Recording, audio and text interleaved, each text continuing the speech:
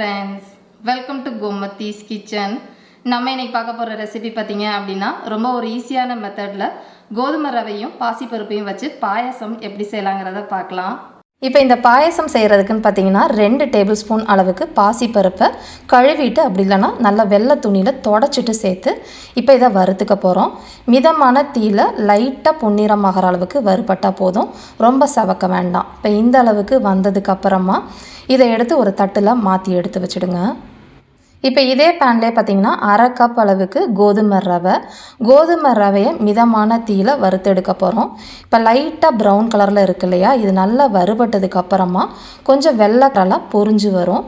இப்போ இந்த அளவுக்கு நிறம் மாதிரி பொரிஞ்சு வந்தால் சரியாக இருக்கும். செவக்கணும்னு அவசியம் கிடையாது. இப்போ ஏற்கனவே நம்ம வறுத்து வச்சுருக்கோம் இல்லையா பாசிப்பருப்பு, அதை இதில் சேர்த்துட்டு நல்லா கலந்ததுக்கு அப்புறமா தண்ணி ஊற்றிக்கலாம். தண்ணின்னு பார்த்தீங்கன்னா ரவையும் பருப்பும் சேர்ந்தது 3/4 கப் அளவுக்கு இருக்கும். அதுக்கு 4லேருந்து 5 பங்கு தண்ணி ஊற்றிக்கணும். அதனால் இப்போ வந்து பார்த்திங்கன்னா நான் 4 கப் அளவுக்கு தண்ணி ஊற்றிருக்கிறேன். ஊற்றி நல்லா கலந்துடுங்க. கலந்ததுக்கு அப்புறமா இதை வந்து நம்ம குக்கரை மூடி ப்ரெஷர் வச்சுட்டு மிதமான தீயில 2 விசில் வந்தால் சரியாக இருக்கும். உங்கள் குக்கருக்கு ஏற்ற மாதிரி விசில் வச்சுக்கோங்க. இப்போ பார்த்தீங்கன்னா ப்ரெஷர் நல்லா ரிலீஸ் ஆனதுக்கப்புறமா ஓப்பன் பண்ணுறேன் பாருங்கள். நல்லா இந்த அளவுக்கு பருப்பும் அந்த ரவையும் வெந்திருக்கணும்.